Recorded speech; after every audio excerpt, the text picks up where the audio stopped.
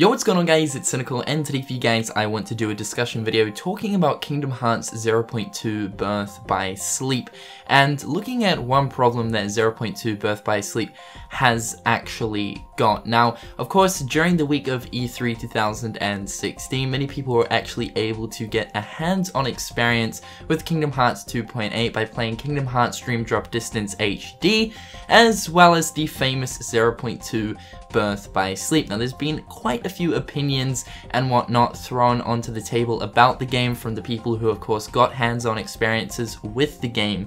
Now, I have actually been seeing quite a lot of feedback to do with 0.2 Birth by Sleep, and I've been watching a lot of Skyward Wing as well as HMK's videos to do with their hands-on experience with 0.2 Birth by Sleep, and in both of their videos they actually go over the fact that 0.2 Birth by Sleep was a really cool experience. However, one problem that the game actually faces is the fact that there are actually frame drops during combat sequences throughout the game, and this is most notably when there's a lot of different particle effects and special effects you know, flowing all through the screen. And as you guys should probably know if you've actually seen the gameplay of 0.2 Birth by Sleep, there's a lot of different flashy effects going around the place and whatnot, and quite a lot of different particles. And from HMK and Skyward Wing's videos, which I'll link in the description below, talking about 0.2, they were actually mentioning that yes, there were actually quite a few different frame drops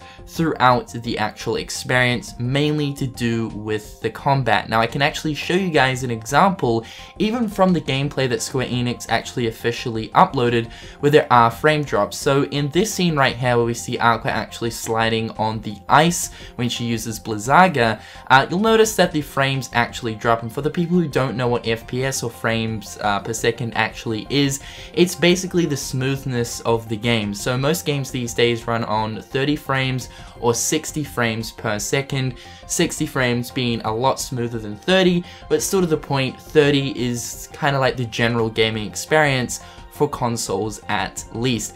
Anything below 30 frames per second, it starts to get kind of jittery, it starts to get a little bit laggy, and we can see that in this scene right here. I would say it probably would have only dropped like 5 or 6 frames or something like that, but yeah, from the feedback that HMK and Skyward Wing have actually given us, it goes to show that the game is actually experience quite a few different frame drops throughout gameplay. Now, the first thing we have to keep in mind is the fact that this is a demo, so of course it isn't actually like the full game, and I'm sure that over these next coming months leading up to December, Square Enix will actually go into the game, fix all the different bugs and problems, and I'm sure that Square Enix is actually looking at all of the feedback that people have been giving 0.2 Birth by Sleep from E3 to then of course look at that feedback and fix any problems. I also asked Terminator what his experience was like to do with 0.2 Birth by Sleep. I actually asked him, was it smooth, and as well as that, were the cutscenes nearing 60 frames per second, because in case you guys don't know, some of the cutscenes actually look like they increased from 30. This is Terminator's reply. He said the gameplay was nowhere near 60 FPS, which we already know the gameplay is about 30 frames per second, but some of the cutscenes got close to 60. Didn't quite make it, and I didn't notice any drops during combat. So basically what Terminator is saying here is, while he was actually playing 0.2 Birth by Sleep at E3, he didn't notice any drops, which is good. So it kind of seems like few people would experience drops, but then some people wouldn't, so Terminator being one of them.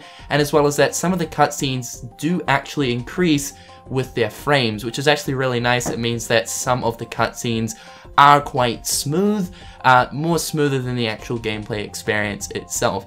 Like I was mentioning though, this is just a demo, and I'm sure that the full game will fix any of these bugs and problems, because I'd say that the PlayStation 4 is fully capable of actually, you know, playing 0.2 Birth by Sleep. So hopefully Square Enix address these, because I really don't want any frame issues. I want that smooth gameplay experience.